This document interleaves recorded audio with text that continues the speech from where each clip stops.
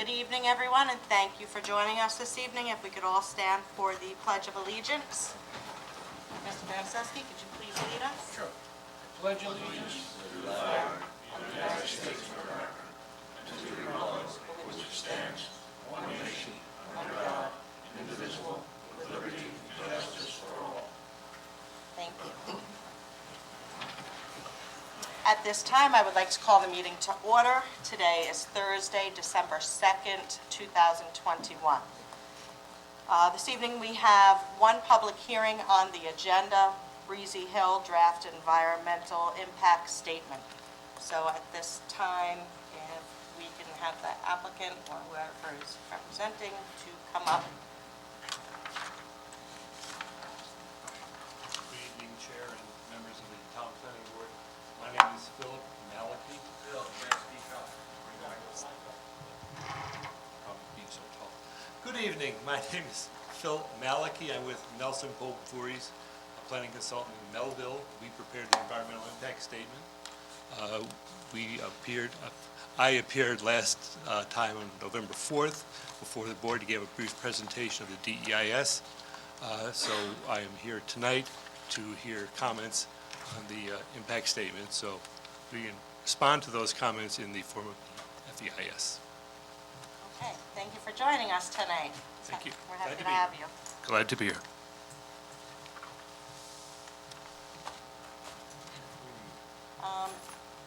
Mr. Seaman, would you mind coming up?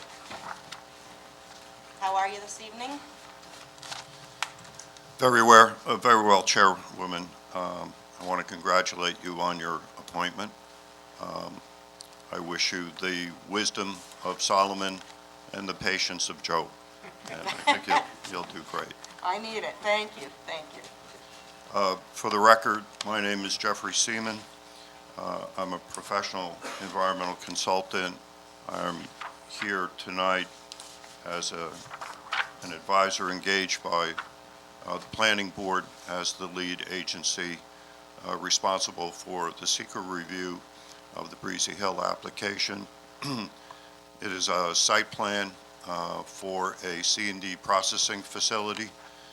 It is located at 1792 Middle Road, Calverton, described as Suffolk County Tax Map 600-102-4.2. At the November 4th hearing, I had provided statements in response to the DEIS that I had reviewed. That DEIS was the second version. The first was done in December of 2020. The second was accepted by this board as complete and circulated for comments after August of 2021. Several of the topics that I had identified in my hearing comments of November 4th were addressed by the applicant's consultant in the form of a letter. That letter was received. That was a request of the board at the November 4th meeting to make some clarifications and to respond to any of the comments that the applicants felt would be necessary and helpful to this board for its review. I took a look at that letter and analyzed it against both statements in the draft EIS together with other information that I had available, and I wrote basically a response to the responses which I have submitted to this board as of yesterday. I'd like to just briefly hit some of the more salient points that I think the applicant still needs to address. In the initial EIS, the hours of operation were a little bit confusing. That since has been resolved. The applicant is now offering that the facility would operate Monday to Friday, 6:30 a.m. until 6 p.m., Saturday from 6:30 a.m. until 5 p.m., and Sunday from 7 a.m. until 2 p.m., where only dumping of materials would be permitted. I have requested that the applicant take a look at these hours of operation with respect to what the potential impacts would be during the full operation of the facility, not intermittent operations. I do understand that the applicant's response included materials would be coming in at periods of time and days of the week that they claim they would not have control over. My position is that these are the hours of operation of the facility. Therefore, they do have control over what hours and what days of the week they choose to operate. And in an accurate environmental assessment, one cannot pick and choose based on intermittent delivery or speculation. You really have to model this across these hours that have been presented. Now, if the applicants choose to provide mitigation to reduce the impacts or to avoid them altogether, they need to make clear statements in the EIS process as to what those hours and days of the week would be. For example, if they chose to operate only Monday, Tuesday, and Wednesday to accept waste or process it between the hours of 10 and 3 on a Thursday, I don't know, but that's not made clear in the EIS, and so I can't really evaluate where they want to go with that. They also made a change that the applicant will only process material for their own use. If you remember how this facility is to operate, there will be a maximum of 13,000 cubic yards of unprocessed material brought into the site. When that's processed, at the same time, they would be permitted to have 13,000 cubic yards of processed material. That would consist of crushed concrete, recycled asphalt millings, soils, recycled brick, etc. So my questions have been, how much real material does the applicant need if they're going to need this only for their own use? What I'm wrestling with here is 75% of the incoming waste stream will be brought by carters or construction organizations, and only 25% will be provided by the applicant. So that's on the incoming side. But 100% would be used by the applicant after it's been processed. My concern is, how do you equal that incoming and outgoing so you don't have a large stockpile of unprocessed material and only are processing it as you need it, and you end up with a small percentage or a small quantity. Even though you're permitted to have 13 cubic yards of it, they might end up really only processing a small quantity. And then replenishing the unprocessed material with more incoming waste, as long as it doesn't go above the threshold of the 13,000 cubic yards. So I've asked if they could provide some historical information on their use or some other market information. I had asked for that and have not yet received it. So it also poses the question, if I were bringing material to the site and I also wanted to leave with processed material, I would have to go and buy it somewhere else. And since we have, I think, 7 of these types of facilities within Riverhead now, if I brought a truck there and disposed of material, I would want to not have to send that truck to another facility just to pick up processed material. I would want to do that all in one stop, and I think those that understand the movement of freight today, it's desirable to send a truck loaded and to bring it back to a facility loaded as well, so you don't have an empty load. There's been an ongoing dialogue about the material that is already on site, which has been the subject of 2 DEC notices of violation and a consent order. The applicant's response has been that the material can stay on site because the DEC was waiting for this board to issue a finding statement. The finding statement is issued at the end of the SEQR process. That's what closes it. I reviewed the consent order. I reviewed all of the DEC's information, and it is not a requirement that material remain on site until a finding statement is issued or a site plan is approved. Certainly, if a finding statement is issued and the project is approved, material could be, if it's of a certain quality, used by the applicant on the site after he has all the permits to process it. But until that time, it's in violation of conservation law. To confirm that, I received an email from the DEC yesterday that they said a finding statement is not required for the remediation. So I inspected the site on November 26th, and again yesterday, and the material is still there. In my prior comments, I've also asked for documentation that when that material does go to a disposal site, that this board be provided with the same documentation that the DEC requires to close that action out.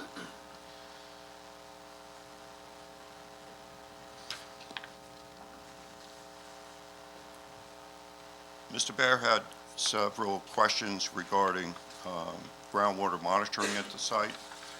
The applicant did install 3 down gradient wells and 1 up gradient well at the site. I've described at what elevation they encountered groundwater and the depth of the screen. That's in my comments that I provided to the board. The applicant is not intending to continue groundwater monitoring at the site. The applicant also claims to want to use the on-site well that is there at the site, but was unable to locate it. So we're asking for information about that on-site well. We want to know what size it is, what is the pumping capacity, does it need to be redeveloped and deepened or expanded? And we also want to know what the water quality is at that drinking water well, because that drinking water well is likely much deeper than the monitoring well screens. So we want to make sure that, since we do know that there are contaminants in the groundwater in that region of Riverhead, and that this area is not within the Riverhead Water District, that if that well is going to be used, we'd like to know what the water quality is. Along that line, we asked for more information about how they would provide fire protection. The applicants have stated that they would use their on-site well when they, I imagine, locate it and can get us a better description of its capacity, but also that they would use other wells of private property owners within the area to extinguish a fire. They're really surrounded just by residential properties. I don't see anything in their response that shows that they have permission to, run next door and borrow somebody's garden hose to put a fire out. So I think that's unrealistic. If they can provide that information, I'll certainly accept it. They also need to show the location of the well just under your general site plan requirements. So the planning department's going to need that information to really accept a completed application. And we already discussed that DEC, under its permitting process, requires all wells within an 800-foot radius also be identified. The last 2 items really deal with a sound level assessment. I had asked that the standards that would be used to measure the sound level under the Part 360 permit requirements, they can be broken out into a suburban and a rural, and that's based on population density per square mile. I asked the applicant to please provide an analysis in the rural category, which would probably have a lower threshold of noise acceptance. Their response was that based on the density of the population, which was about 467, that the threshold for rural is down at about 350. But the maximum of suburban is 5,000 people per square mile. I believe that what this board is seeking is not so much meeting a requirement of the DEC is, whether it's rural or whether it's suburban. We need to look at the immediate community here, which is rural, low density, immediately close to the site. And I'd just like to see a comparison between those two thresholds.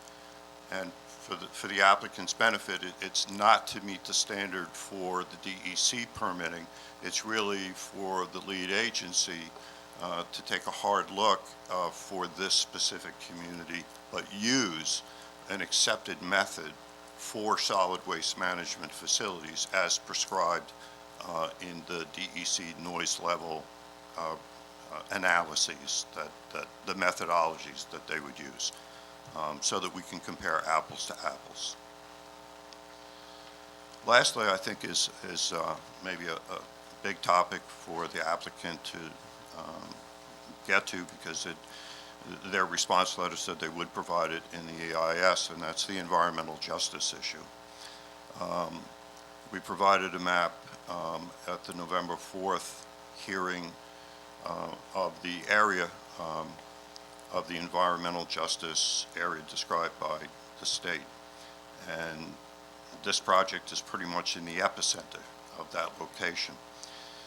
An environmental justice area is partially described by either minority communities or economically disadvantaged communities. The exact descriptions are in the code.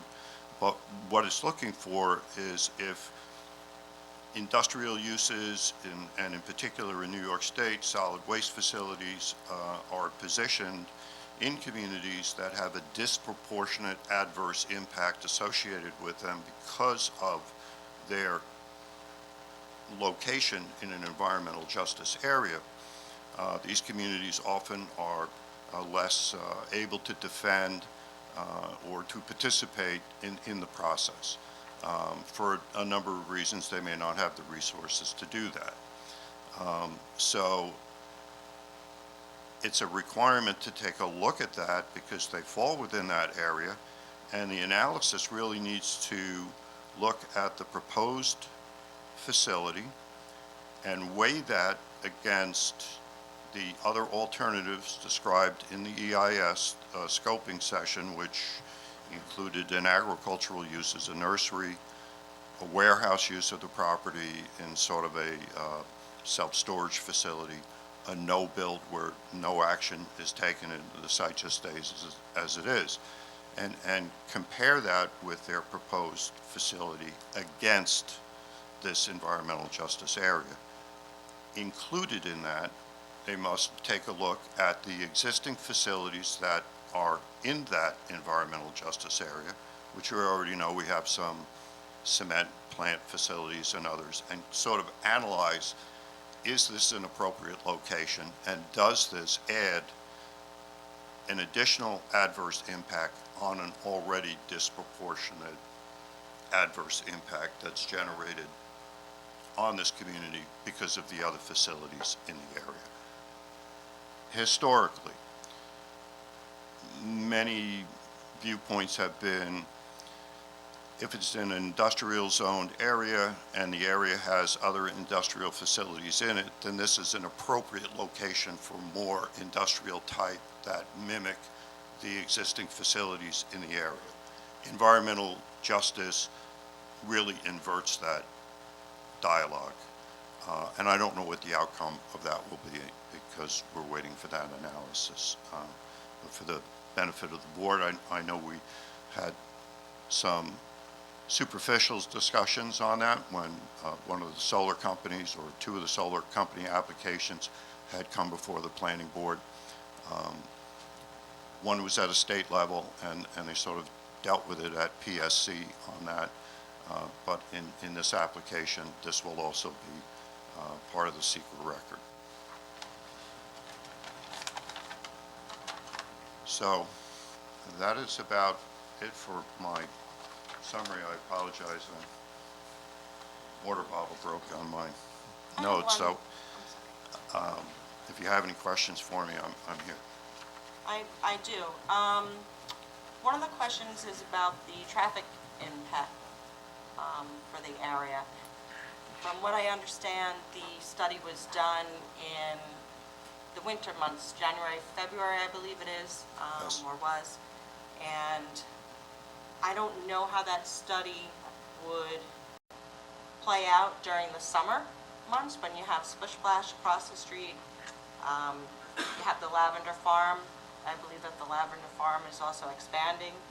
Looks like they cleared more land and We've asked the applicant to update their traffic analyses.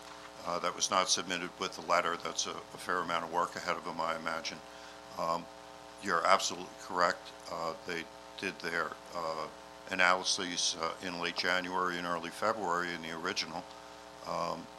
They do need to look at the seasonal change that comes with the summertime activity. And we've also added other projects into their mix, including the industrial subdivision that was brought forward at the last meeting. I believe HK Ventures, the Lavender Farm, and I believe tonight on your agenda you have, I think, 2 more discussion items, which are also located right adjacent to the site, I believe. While they may be smaller, I think at some point the applicants really need to, excuse me, collate all that information to really take a look at how the signalization at Manor and 25 Route 58 are going to be impacted, especially during that peak summer period. We have a letter from Mark Terry. Have you I saw that, I just received that before it came up. I really haven't had a chance to look at that. I think that the applicant should also, certainly the applicants will get all of the comments that the board finds is substantive to respond to. So they should certainly take a look at that.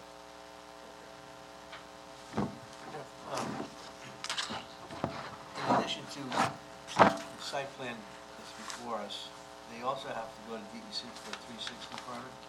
Yes, that's correct. I believe they filed an application with the DEC, for the permit. But like all other SEQR issues, no one can make a final decision until SEQR is closed. So as far as the 360, they're waiting for this process? Only on the permit, and then DEC will make its own determination on the issuance of the permit. And I think that somewhat goes back to the materials that are still on site that need to, go someplace at an approved disposal facility. They cannot wait for a permit to be issued because this board wanted the material to be in compliance with the schedule that was attached to the order on consent. And the order on consent was, with the schedule of the remediation, was very clear. That material should have been out of there, I think, 2 years ago or more. So the DEC did confirm they're not waiting on this board to. And they would not do anything on the 360 permit until that violation is satisfied? It would be unlikely that they would ever issue a permit. In my experience with them is if there's a violation, no permits get processed until the remediation is completed. In my opinion, I don't know how this board can continue with it until we have our questions answered. There's no way to continue with this. There's just too many unanswered questions, too many issues. I leave that discretion to the board, but I cannot give you the adequate guidance. I don't see how a finding statement could ever be prepared with the information that the board currently has. Now, I do understand that, the final environmental impact statement hasn't been submitted either. But on that topic, once that's submitted, once the hearing is closed, I think there's a 10-day comment period, then the FEIS is prepared and submitted, then there's another time clock that runs that's not very long. There are no more hearings. There's no more requests for information. Are we under time constraints right now, Jeff? Right now, as long as the hearings are open, no. You only go into a time constraint when the hearing closes, and then that restarts the secret clock. But then the responsibilities after that FEIS is submitted go right back onto this board for the next time clock, and it's a short one. And all I'm asking is that you have the sufficient information that you're seeking, not only to prepare a finding statement, but to make an educated decision on the application for site plan as well. Are we giving the copy of your summary, your comments to the applicant? I had believed that they were distributed to the applicant, no? Oh. They're certainly available to them now, and I'll ask planning department to make sure that they email them to them immediately. I think they were actually placed online today. Okay, thank you. Okay, Jeff? thank you very much. Jeffrey, would you like to come up? Good evening, Jefferson Murphy for the Jefferson, record. sorry. How are you? Just to reinforce what Jeffrey said, a couple of things. One is that I did forward, we did receive comments, public comments today via email. Those were sent to you. I also sent a copy directly to Phil Malicki. That's additional questions that need to be answered by the applicant. Obviously, he cannot answer them this evening, and you don't have responses available to you this evening. Those need to be addressed. And just to really emphasize what Jeffrey said about SECRA, once you close the public hearing at the DES level, and we go into the FEIS, there are no more public hearings. The public record at that point is basically closed. So we really need to make sure that the public has access to the answers by the applicant my recommendation is prior to the close of the public hearing, so that they know what the answers have been given by the applicant. And Yep. Jeffrey has been provided with an opportunity to review and respond to it. Jeff, do we have to pass a resolution to keep it open or just hold it on the table? Just hold it. Chairman, I would say, based on information from town representatives, that we do hold this open for further review. I was thinking that maybe we could speak with Bob and, We may have some other people who want to comment as well, so before you do anything, I think make it, unless Mr. Malicki wants to respond to some of Steve's comments, you may want to prepare for the public. is there anyone from the public that would like to come up and comment or have any questions? Also, I think we have him streaming Zoom here. Speaking, I don't think he's on. Any Zoomers over there?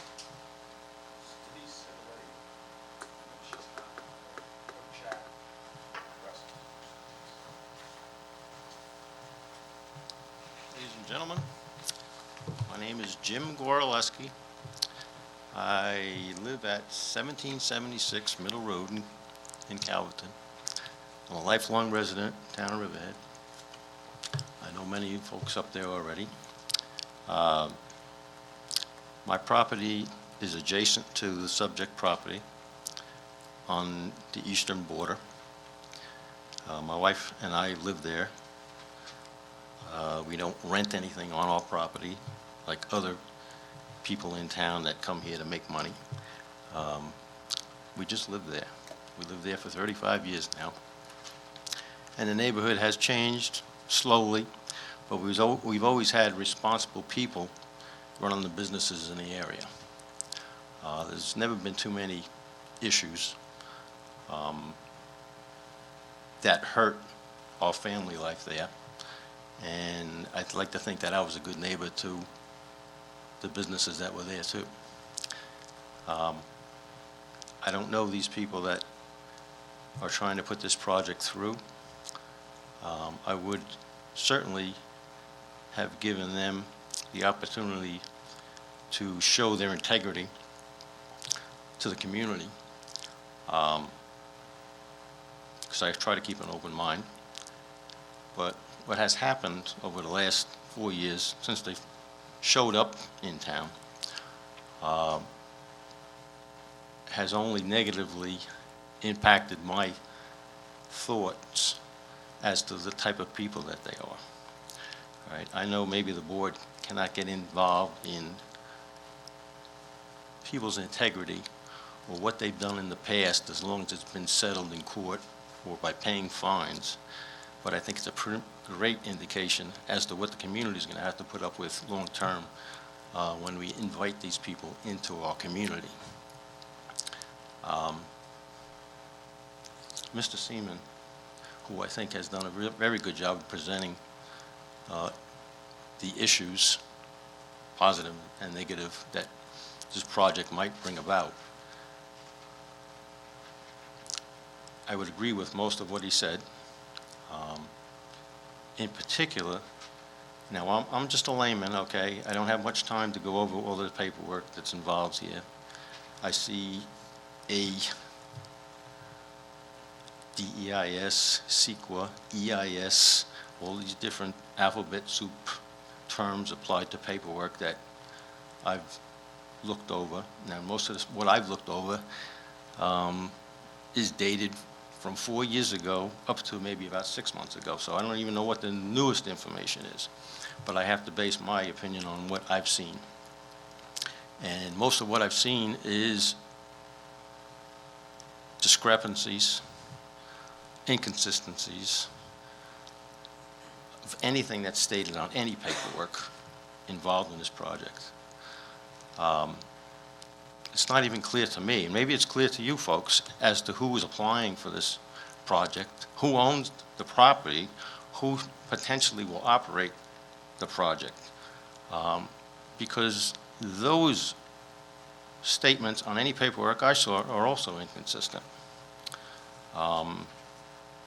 Like I said, I don't have anything against the people involved, except that for what they've exhibited so far has been pretty much criminal.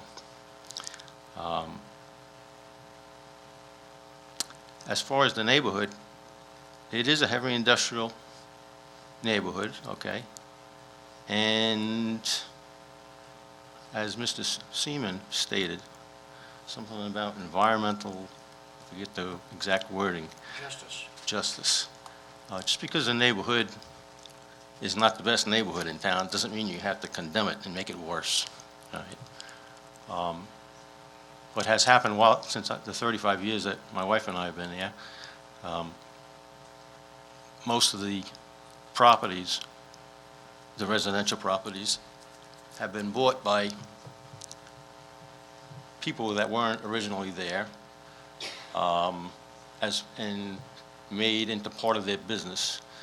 They either run their business out of the property and rent out the residences, which has a detrimental effect to every neighborhood.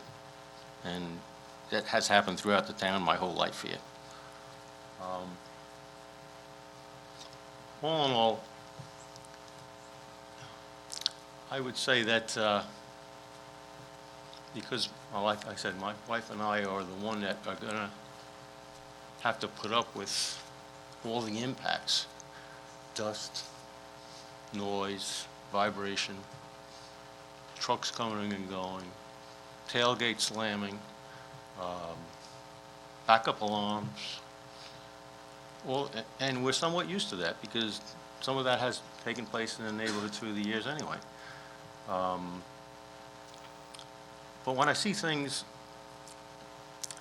like some of the tail end of the paperwork that I was looking at through all of these reports, where my residents, my property, my buildings are being incorporated as sound barriers or potential sound barriers to the rest of the neighborhood.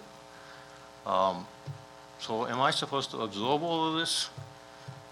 Or should this entity be buying out my property so he could use my property as a buffer? that really sticks in my craw at this point. And honestly, I think I've talked a little longer than I should anyway, because I'm liable to say things that reflect on the board's respect for me, because I have a lot of things to say. It's just that I don't want to get them all out at one time. I don't really see a need for the project in town. I think we have enough of these types of projects already. There's a lot of things going on in that whole corner area of Calverton where I think this project is going to affect other projects that are trying to come into that area. And those other projects are much cleaner projects rather than this heavy industrial project, which we have enough of already in that area. Anyway, I want to end it there. But I appreciate you listening to me. Thank you very Thank you. much. Enjoy the rest of your evening. Is there anyone else that would like to come up from the public? Before they do, I think I maybe just want to explain what today's hearing is for. Again, we're here for scoping and to look at the EIS and determine whether, things need to be added, correct? Well, it's EIS, right? We're looking at the EIS. Is this a public hearing on the project or on the EIS? On DEIS. On the DEIS. Yes. So, Scoping is over. Oh, scope, DEIS is okay. submitted. So, I just want to make sure I'm correct, okay, because I was kind of feeling it. So I'll turn it over to you guys. Yeah, I'm sorry if that was unclear. This is a continuation on the draft environmental impact statement that has already been submitted by the applicant, accepted by the lead agency, which is the planning board, circulated for public comment, distributed to the involved agencies. There is an option in the SEQR proceedings to hold a hearing, and that was a decision that was made, and that hearing was held on November 4th, and this is a continuation. If the board elects to also continue the SEQR hearing and await additional information, I would just like to request some kind of a time frame. This project has been going on for, I think it started in 2017 or 18. I know the board has many projects and some big ones coming in 2022. So with, the new year coming and everything, holidays are ahead of us, it would help to plan for when you would expect to get this information in so it can be assessed. Thank you. Thank you.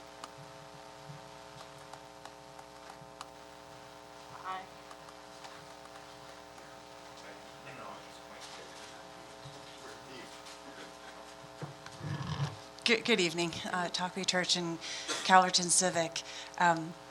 So I've never met you, Ms. Waske, so welcome. I have addressed my comments on this project to your predecessor, and I just wanted to be sure that the letter that I did send, Mr. Densieski asked me to send, and I did get a receipt from for your admin, and I'm just curious if the chair has had a chance to read it and review it. Actually, I did look over it. At this time, I don't have anything to comment on it. It's some, Part of the record. it's been made part of the record. Sure, yeah, just want to make sure it was, you've already Yes, seen it and was gotten re- its content. Yes, it was received. Cool. And I was aware that Mr. Deniseski had informed you to Terrific. send it in. We have it on record, so thank Thank you you. very much. So I don't have very much more to add than I did at the November 4th date. You've heard tonight from the next-door neighbor. I think some of the comments that were very interesting to me were from Mr. Seaman, who's done a very careful analysis so far and shown where there are deep gaps in the information needed, and I appreciated the environmental justice analysis that's necessary for the area. My previous comments addressed the aerials on this property, which took it from 1947 up to, I think it was about 2018 perhaps. And what it demonstrated to me, and I'm a layperson. I'm learning along the way.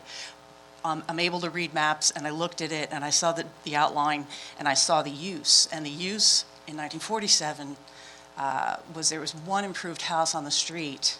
It was all wooded and farmland. And slowly but surely, without benefit of, I believe, good planning, industry has been able to creep into the area where residential lots and families have been raising their families.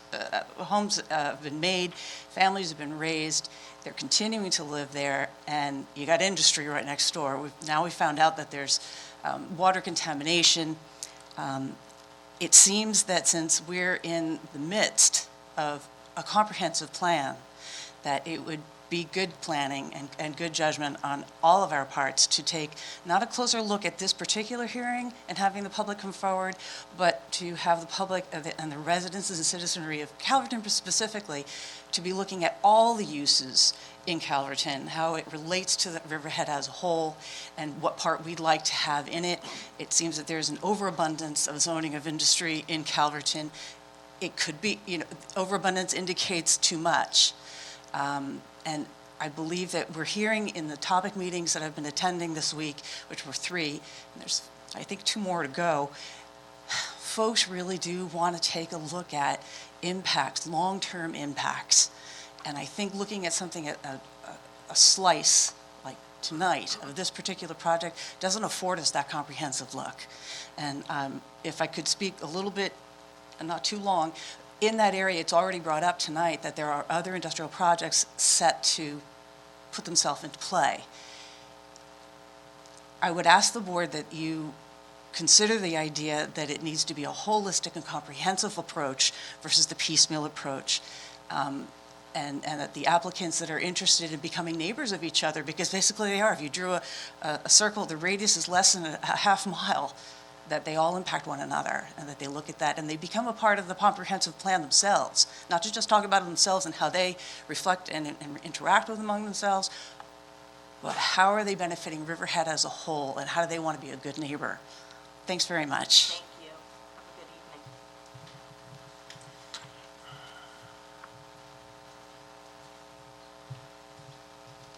Good evening, Madam Chairman, ladies and gentlemen. My name is Barbara Blass. I live in Jamesport. Congratulations on your appointment, Madam Chairwoman. I had the pleasure of serving with your dad on the planning board back in the mid-'90s, so it must be in your blood. I wish you a lot of luck. Thank you very much. I will be very, you're welcome. I will be very brief. 2 things. I checked the DEC website. There are actually 96 facilities, C&D facilities in Region 1, and that's Nassau and Suffolk County.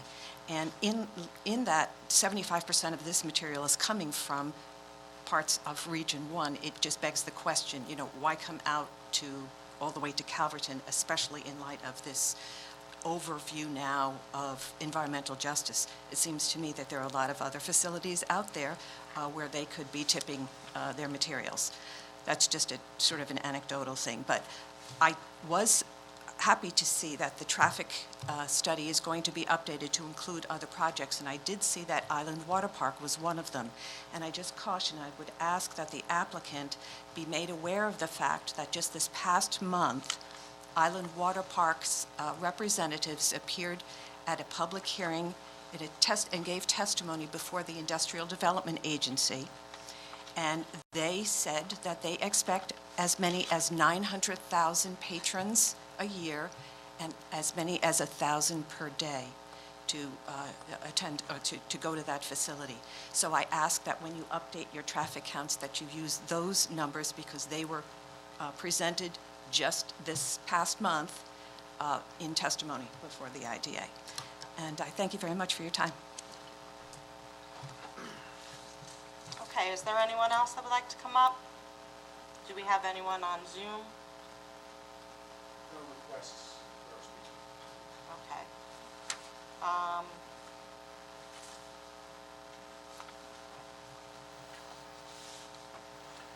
Guess we'll leave it open and... Yeah, I'd like to leave it open. Well,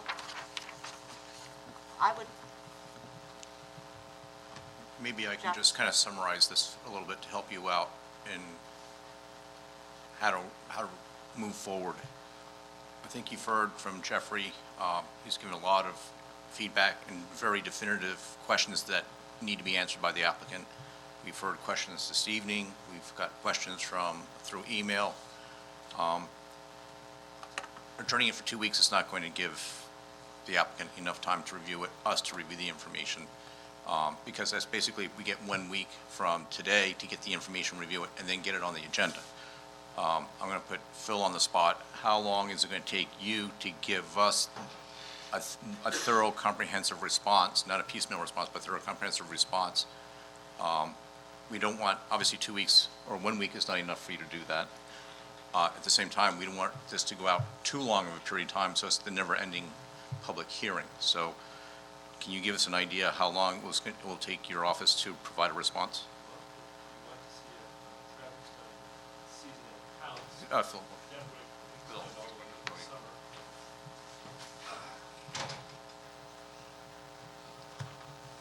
I would say that if requirement for a traffic study with seasonal accounts that in the summer would obviously take into the summer to prepare.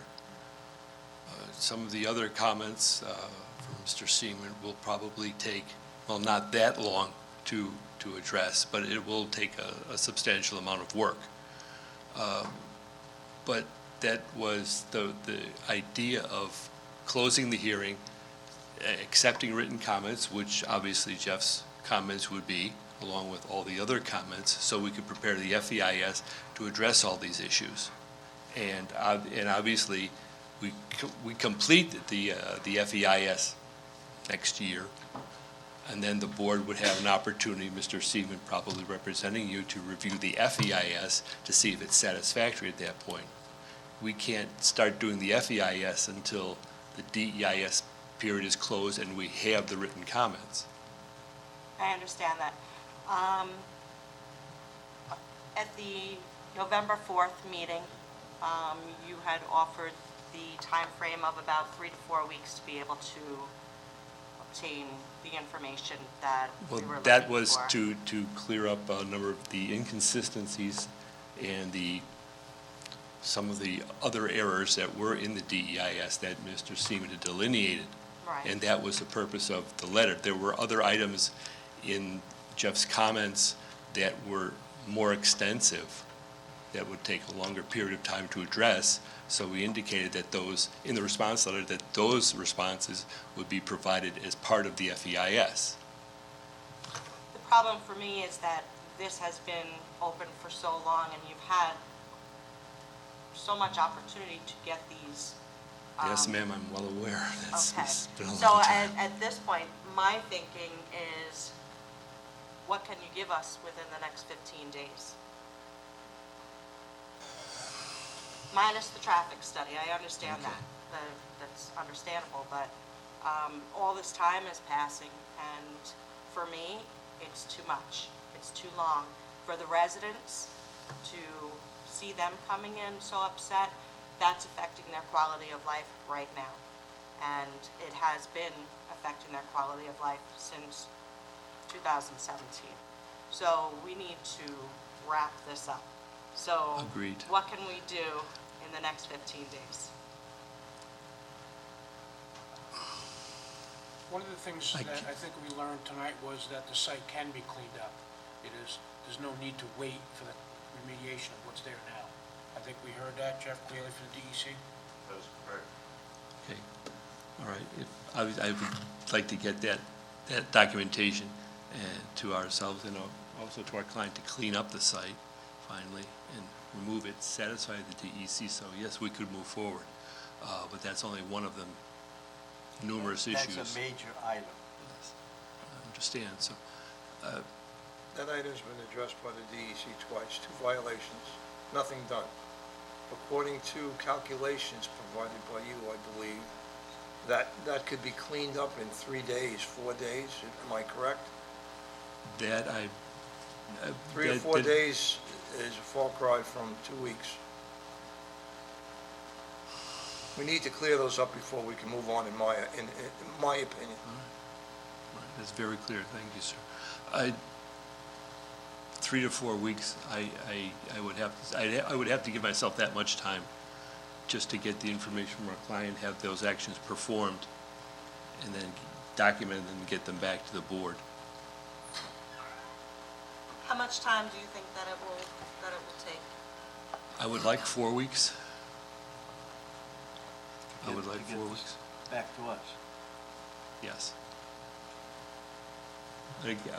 Again, in the form of a letter, or response letter, or something like that. Obviously, we're not going to be revising the DEIS at this point. So Jeff Murphy again for the record. Island Water Park will not be built out next summer, but the traffic engineers can do the computer simulated model to incorporate that, just as they will with RGR and all the rest of the development that's out there. So traffic engineers have the technology and the computer models to make those projections now. They don't have to wait until the project is built to do that.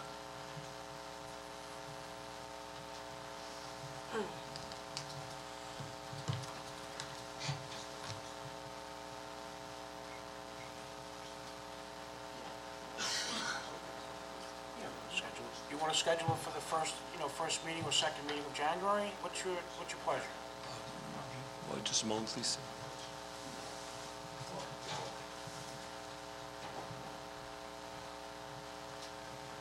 Well, Phil Malachy is conferring with his client, and just speaking with Jeffrey, another possible option is for the applicant to do a supplemental DEIS. That gives everybody an opportunity to get the information, review it, and analyze it. The negative side to that is that it just drags the process on even more. So it solves one problem, but not the other.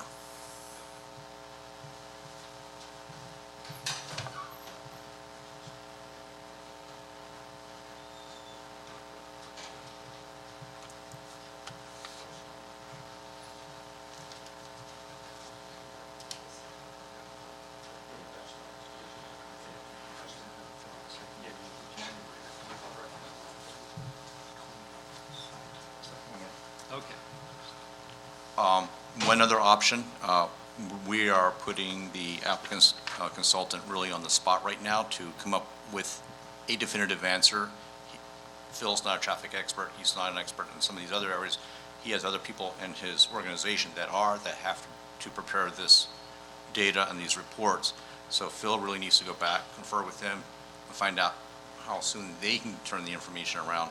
So another possible option is to have him come back at the next meeting and give us an actual definitive time frame to which he can get all this information back to us.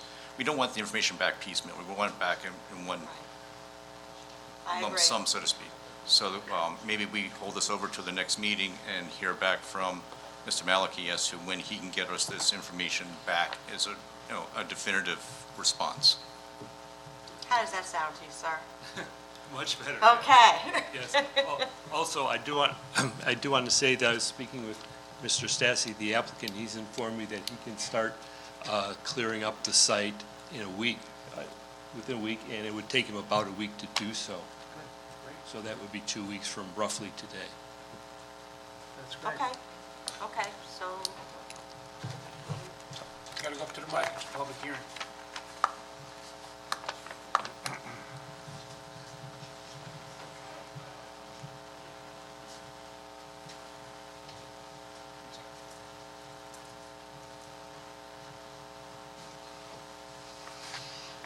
Jim Goraleski again.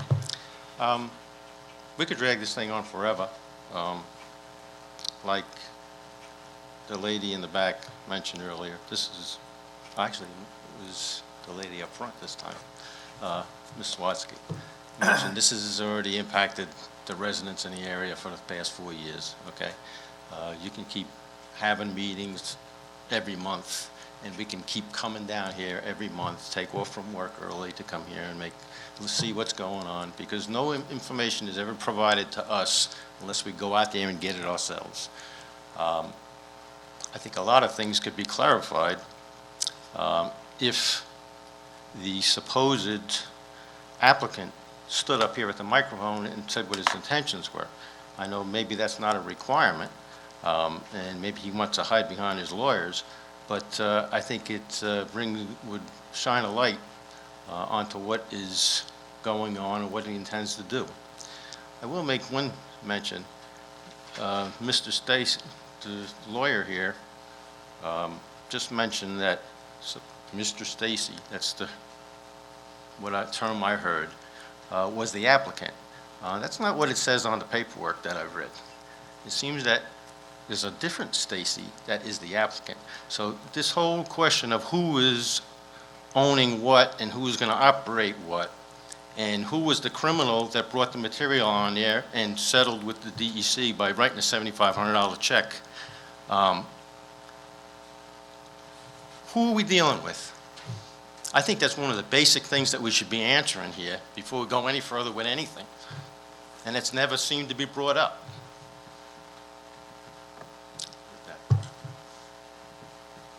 Thank you very much. I can call up Jeffrey, please. Yes, thank you. Jeff Seaman again. Now that we're going into the speculation on the timeframes, I would only ask that if Phil can provide the board even earlier than the next meeting, if he has the information available, how long this might take, and perhaps make a more formal presentation. But, you know, if he knows as early as Monday or Tuesday of next week, I think that would be helpful. And secondly, I just ask the applicants to be mindful that if they're going to move that material off that site, they need to have the necessary DEC registrations and documentation completely filled out, because that is a requirement that we're asking for to be included in the FEIS. And once it goes, we really need to know that we have that documentation. Thank you. Thank you. Jeff, does the DEC actually have to be present when the material is removed? In other words, they have to be notified and to be at the site? Typically, yes. They will want to have their own on-site engineer out there. They'll want to know where the material is going. They're going to want to know which trucks are taking it, and they will want copies of all of the SAVE receipts that we're seeking to get. They're actually on DEC forms, so they'll be present, and they'll need to coordinate that with DEC. Thank you. And, excuse me, Yes. we will be in receipt of something letting us know that the DEC was present for? Well, there are different, I mean, there are multiple ways that you can do it. The town can assign someone to be there, present, overseeing that. DEC has done that before. They have no objection to that.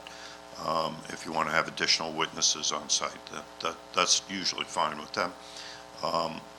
But they will ultimately, I mean, it's their enforcement bureau and their division that has written the order on consent, so they're really in control of it. Okay.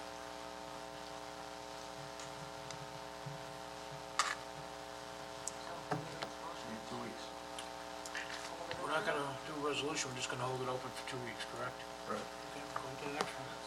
Fine. We have to make a motion?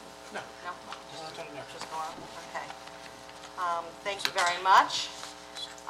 So- Okay, the next, oh, I'm So sorry. you need to make a statement as to what your intentions are, if you're going to hold it over, to give a date and time of when you're going to be holding it over to. Okay, first, what is the date of the December 16th. December 16th? Okay, so we're going to hold the meeting over until December 16th At 3 PM. at 3 PM. That's just to get a response, that's just to get the Yeah. response back from the applicant as to the timing as to when, and if he has that information before, then if he could share that with us before, then that would be great.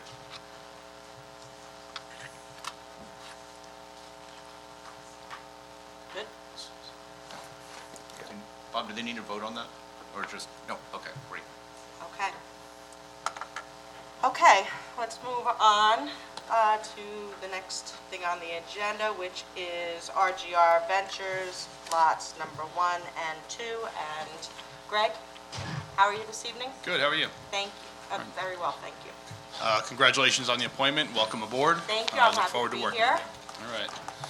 So I've got 2 site plan applications that we received for the sake of brevity and not repeating myself. I'm going to review them as if they are one application. They are 2 separate properties, but they are directly adjacent to each other. The proposals are essentially mirrored versions of one another. So I'll just kind of run through them comprehensively. So as I said, we do have 2 separate site plan applications which were submitted by a common applicant seeking approval to develop 2 vacant parcels of land, each with a 13,770 square foot industrial building along with related site improvements, including a common curb cut on Manor Road, stormwater, sanitary wastewater management systems, lighting, landscaping, and parking. Both site plan applications are considered unlisted actions pursuant to SECRA. Now, although they are 2 separate applications, the common project sponsor and project location require the projects to be reviewed concurrently, and the SECRA analysis must be done to consider the magnitudes of impacts for both projects cumulatively. We do have a resolution on to coordinate review with involved agencies. The applicant did prepare a short environmental assessment form, although, however, based on the level of review and the level of detail that I would recommend to be required, I would recommend they fill out a full environmental assessment form.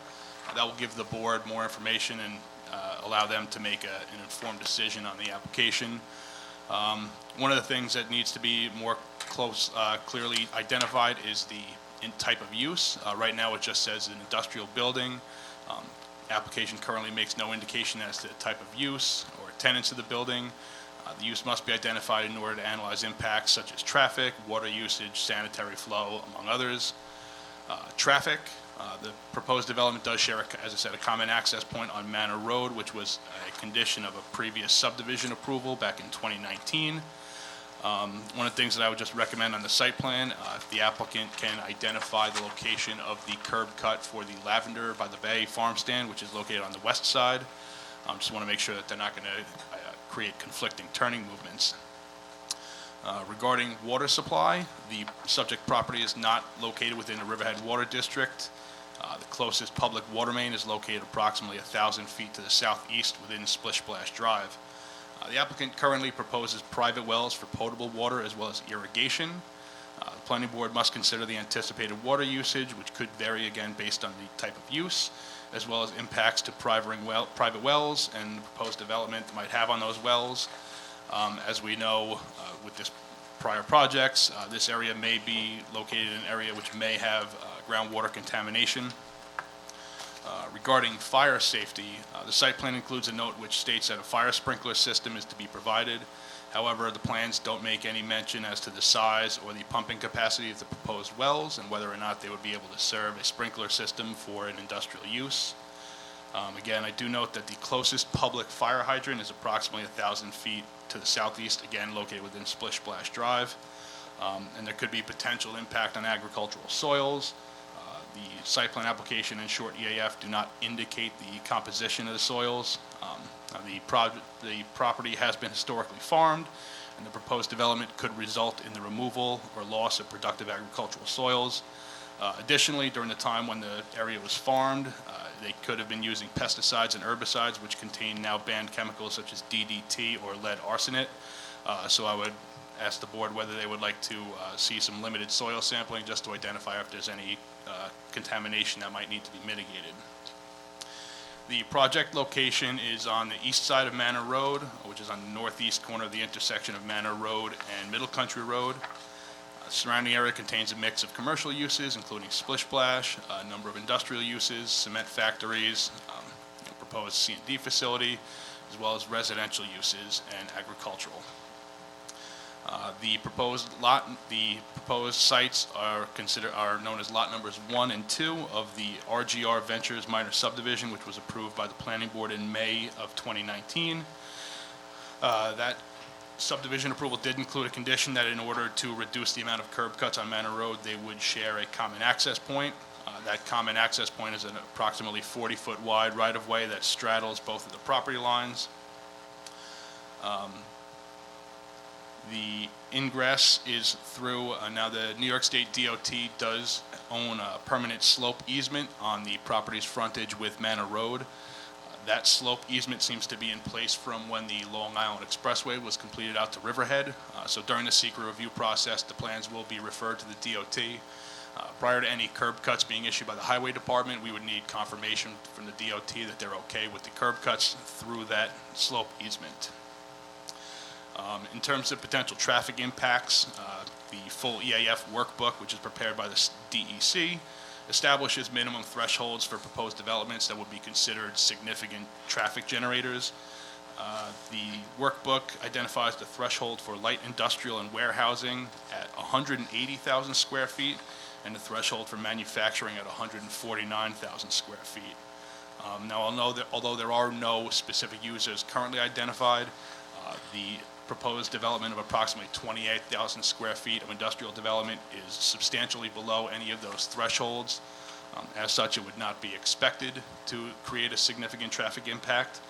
But again, the applicant should try to identify any potential users just so we can accurately assess that.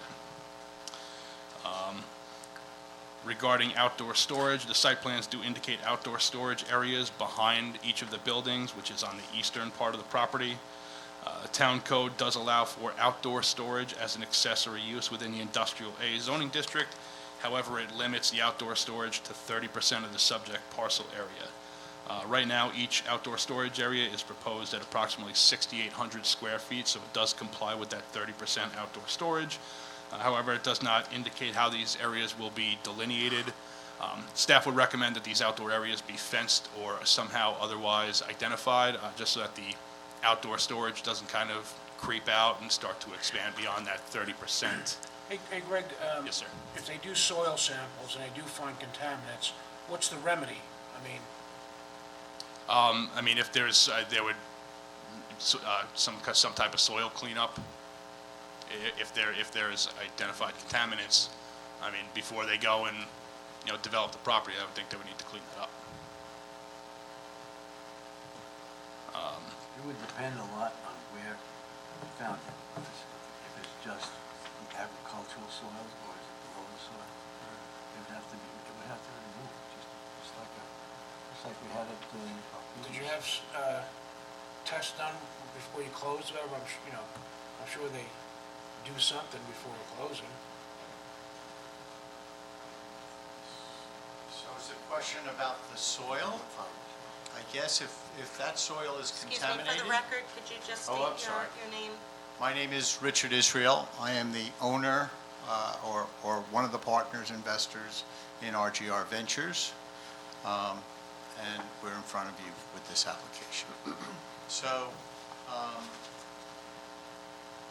the only soil testing that I've ever had to do in my career out here was when we did export soil from a farm. It had to make sure that it didn't have certain, and not so much contaminants, but there were certain, golden something, and golden nematodes, and we were never allowed to bring that to another farm because it would continue to spread that pest to that farm. We were allowed to remove it and actually bring it to homes, to other commercial sites and everything else, as long as it wasn't brought to another farm. As far as contaminants within our soil, It's a little over the top. I would think that if, God forbid, we did do that and I would be asked to somehow clean that up, I think we'd have to condemn all of our farmland in Riverhead. So it's a good question. Yeah, I agree with you. And the like. So, this has been, we had, every parcel we buy, we do an environmental impact statement. There was nothing bad that came back from that impact statement. There is an old well with a pump on the property, and that probably will get removed. That's more towards the old Middle Road part of the world. We basically have gone through a subdivision here. We would love to get public water here. We own actually Pine Barrens, which we could utilize if we got public water here. My understanding from the water department is that the water main that's across the street in front of Splish Splash is not of the capacity to be extended. I guess at the time when Splish Splash came into being, they probably didn't bring up properly, they brought a line that was sized to have that fire hydrant there. It's kind of strange, because I looked at that and said, look, there's water right there. But there's not to where the thing can be extended, or the water department has said we prefer not to extend that. The extension, I think, would come from Middle Road, which has been extended towards the east as far as where Pods is now.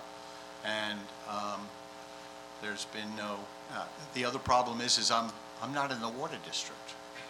So in order for me to be a good doobie, I first have to ask to be in the water district. I have to pay the cost of bringing the water to the property, pay all the fees and costs related to that. And the only thing I've ever asked the town was, I'll do that, but when other people hook up along the road to the water main that I've provided, I'd like to be compensated in return in the future. And they say they don't do that. So that's the checkmate we're in with that. But the plan that we've put in front of you meets all of the criteria of being within code. There's no variances. Whether we would ever build a building that is 13,760 feet, we still have to make a determination, because if that building was under 12,000 square feet, which is 1,600 square feet less, I do not need fire suppression. We are talking to some potential tenants, and they would need fire suppression. So we are researching that, but that's just a matter of, again, sizing a well to the engineering of that fire system if it's necessary. The open space in the back is really for the expansion of the building, if and when public water would be available, and that could be 20 years from now. That owner could at least, it's been designed so that it has the capacity to stay within all of the setbacks to expand the building if that current owner or us choose to do that in the future, if it's around. We are in the real estate business. We deal with people every day. We know the demands that are within our town, and we know that there is a demand for this type of space. We previously was hoping to use this land for parking of vehicles, which never came to be, to help out our dealers within the town. So we have now gone through the subdivision process, and we're going to start to put up industrial buildings. More than likely, those industrial buildings will be utilized by distributors of anything from building materials to the like. We don't foresee a lot of outside storage. The outside storage that we see there now would be for trucks or vehicles that would be utilized within a business. You know, an HVAC person has a half a dozen little vans that, you know, have to come home to the site every night and find a place to park, or possibly be in a secure place. We didn't want to create any fencing currently around the building, because we don't know their exact needs and the like. And just to put up fence for the idea of putting up fence doesn't make much sense to us. So the buildings are designed so that they can receive a tractor trailer. You're seeing one berth for that. And we'd probably be looking for single users. So we've been approached by people, like we just saw a thing. You know, I could have sold my property to what I call a dirt farmer time and time again, but they wanted a portion of my property, and I refused to live next to a dirt farmer or try to build something in front of it to retain the value of our land. So this is what we thought would be the best use for the property. We're trying to do it within code, and that's what you have in front of you. Okay? Can I ask you a question of Mr. Israel, of you or Greg? What is the significance of the permanent slope easement? What is that all about? Do you have any idea? So we kind of researched it when we bought the property. The permanent slope easement was put in by the state when the expressway was brought to the end. And because they were required, I guess through what they were doing, to do the ancillary roads that came off the expressway, and I believe that they had to move Manor Road when that expressway extension came. So I believe that the slope easements are basically to protect them from the water that would normally come off of farm fields. We have plenty of examples in our town where farm fields flood our roads and put the snow on our roads and this and that. Is the topo slope towards the road? So along Middle Road, it's a swale, so water, I assume, it is lower than the road, so I figured that that was to handle the water. The topography of this property is towards Middle Road. It raises in grade as you go up Manor and around. So I don't know why the easement exists along Manor Road, but I think they just wanted the right to make sure that there was never anything that hurt their roads, that they were responsible for at that time. So as we know, there is a swale existing along Manor Road, and we've seen the water run through that, and some people have questioned, sometimes it goes nowhere and piles up on that curve, which isn't adjacent to this property. It used to run across to the lavender field in that property, and, you know, so with the development and the future farming, it's something that we have to consider and do.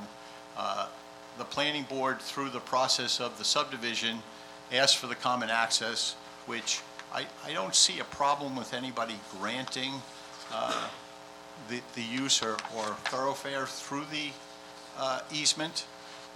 They may question whether I have to put a culvert under it so that it doesn't stop the water or this or that, but that's normal, and we have no issue with that.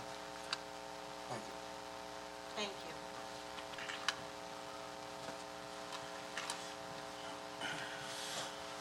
All right, so I would just ask, if Mr. Israel did say they did a Phase 1 environmental site assessment, so if he can just provide that data to us, I think that would suffice for the board. Couple of minor things with the site plan. It looks like on one of the sheets, I believe on the lot number 2, the site plan says that they're providing 35 stalls. I only counted 30. It looks like they may have just missed the stalls, the 5 stalls adjacent to the building, which is mirrored on the other site. It looks like lot number 2 will be taking its electrical connection through a transformer located on lot number 1, so there would need to be a utility easement established for that. All the proposed exterior lighting is all 3,000 degree Kelvin LED. Maximum mounting height is 15 feet above grade. Mr. Israel already touched on the water DOT aspects of it. Beyond that, I would just ask, they do need to provide a cut fill analysis to identify if they are going to be exporting any soils. Again, I mean, I don't believe this property was identified as a golden nematode property, but if they are exporting, we will need to know that. They would need a Chapter 229 permit from the town board. Beyond that, that's really all I've got. If the board has any other questions, I mean, this is a pretty straightforward site plan. All right, thank you, Greg. Okay, does anyone from the public have any comments that they would like to come up? Just on the resolutions, sorry.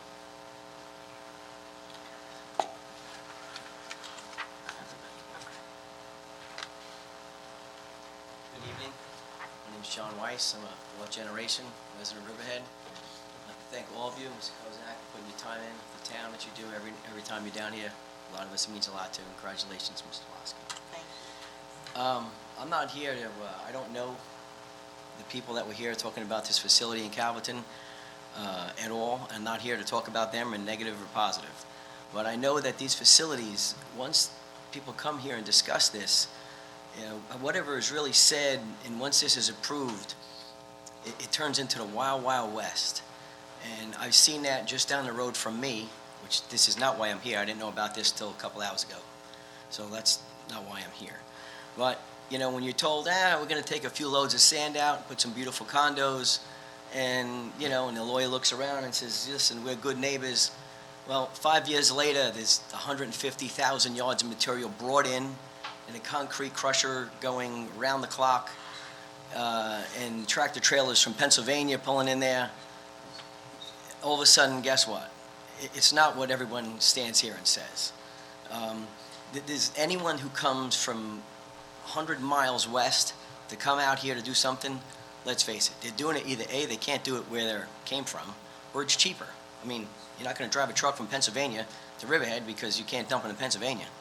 So I've seen it right by me on Roanoke Avenue, and I stood right over there. I sat in the same seat, and the lawyer looked back, you want to be good neighbors, and everything's, come on, we're going to take some sand out and beautiful condos. Well, guess what? 5 years later, the hole is, there's a pile of material brought in there bigger than this school right here, and no one sees it. And, excuse me. I'm sorry to interrupt, and I hate always do that, because I think we're actually looking for comments on resolutions. On the resolutions, and if then I'm off, after the resolution. if I'm off course, I apologize. I was here. I guess I just want to maybe give a general comment to everyone here. I've been doing excavating for 38 years, and a lot of these things that turn into going to ground some cement and all. Well, I think it should be asked. Well, what is your 5-year plan? What is your 10-year plan? What is your, you know, every one of you here doesn't want to wake up to a backup alarm like Mr. Gorleski and tractor trailers banging their tailgate. If you knew, hey, all right, they're going to be done in 2 years. It's going to be a beautiful something, but it's open. It's open. There's just it's no end. So, Okay. so what is the plan? And like I said, these people out here, I don't know them, and I'm not here to scrutinize or say they're not going to do something. I have no idea what their intentions. But I know what happened by me, because I sat here for the same exact thing with a couple people here are. Right, And- John, I'm either going to have to ask you to step back up here when we go on to, All right. comments I on- just wanted to make it clear comments on that. all the matters. Right now, we're just talking about the resolutions. All right, I which are came on the coming up, wrong and it's night, going to you be know? quick. I got a It's call going at to be last quick. minute. Listen, thank you all. I just want to make a point that some of these places turn into a little more than it happens when we're sitting here, and after, it needs to be policed. John, you can speak as much as you want. There's only 3 resolutions. If you want to wait, you can speak as much as you like. Well, I think that's all I wanted to say, is some of these things that turn into, we're gonna crush a little cement. Well, guess what? It doesn't happen that way. And there's not anyone in this room who wants any of these things next to them with trucks and tailgates, because when you call up at 4:30 in the morning to the police department and they say, well, it's, I don't know what to tell you. So it's just, there's a lot more to these things than people think than I know. what happens. So thank you all for your time, and Thank if you. I'm on the wrong night, I I'm sorry for the apologize. misunderstanding, because I'm the one that said for anybody to come up in the first place. Well, yeah, so you did, it sir. was my Anyhow, fault. thank you all for your It's on time, me. and all have a Merry Christmas. Thanks, you too, John. Nice to see you. Okay, now we're going to go on to the resolutions. I'll move resolution number 114 for the Capone and Falcone minor subdivision denial. So moved. Second? All in favor? Opposed? I think we had one Oh, more I'm comment. sorry. Oh, on I'm sorry, I didn't resolutions. see you. I'm so sorry. I thought you're here for the resolutions? Yes. Okay, Very I'm brief. sorry. Hi, Taki Turshin. I was so Calverton excited. Civic, I'm very, we could move on. Very briefly, on the resolution for the subdivision on Manor and Middle Country Road, or not subdivision, but on the use of the discussion, that was, I think it's your second resolution? Just curious to have the site plan available on the website so that the public can take a look at it. That's it. Is it on the wall, Jeff? Did they hang on the wall? I looked on the website and I didn't see it, and I didn't see it on your materials for tonight, so Okay, that's all. Thanks. all right, thank you.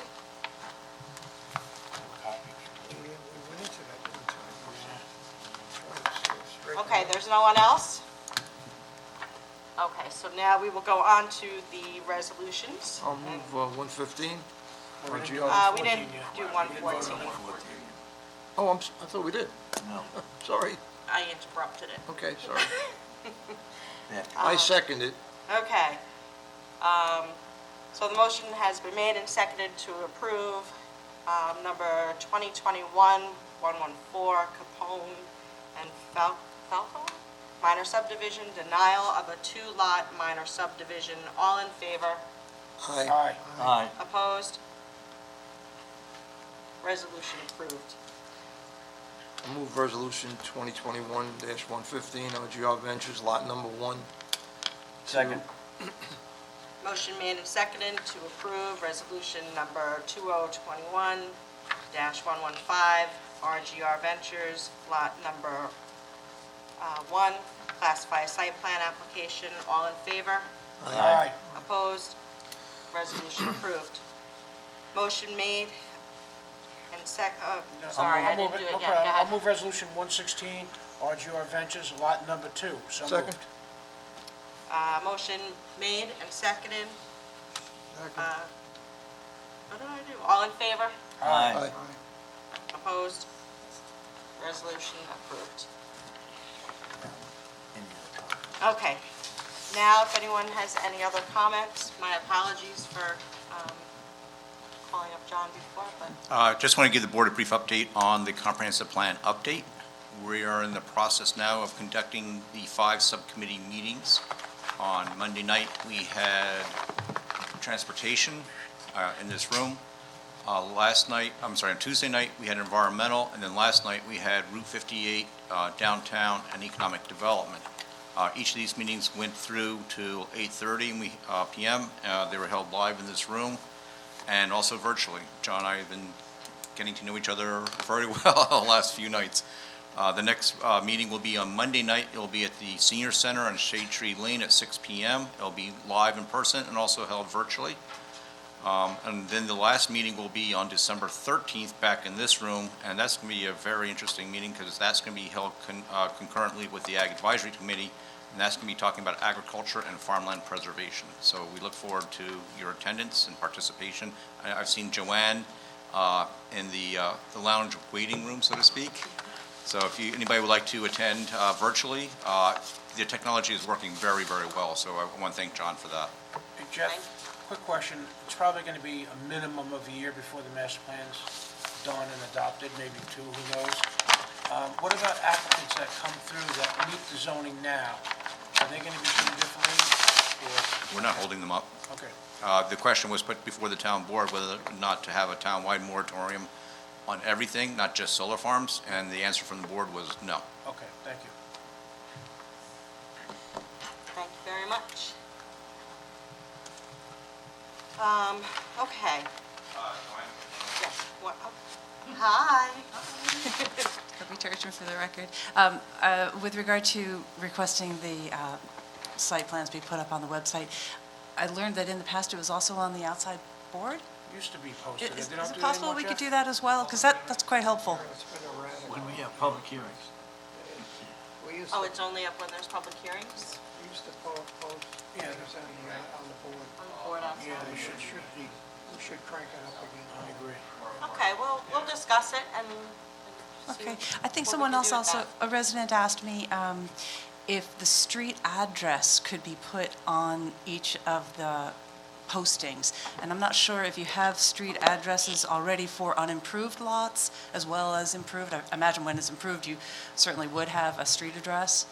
So when does the street address come into play, and can it go up on each of the notices? Jefferson thank you. probably has the answer. If it's a vacant property, it does not have a street address. There it goes. There's the answer. Wealth of knowledge. Thank you, Jefferson. And last week, That's over there. somebody called you the weak link last time. I can't believe it. Wealth of knowledge. Chairman would like to move the minutes, if that's okay? We don't have the minutes available this evening, Oh, okay. so. I changed my mind. Our next meeting date is Thursday, December 16th, 2021, at 3 p.m. 18th, correct, 18th? Is The 17th, I think it is. The 17th? Is it The 16th? 17th? 14 days. No, 14, 16, she's right. 16th? Yes. Okay. Woo! Got it right. Sorry. I can uncross No my toes glasses. now? Motion to adjourn. Second. Meeting adjourned. It's a wrap. Good job, Chairman. Ah.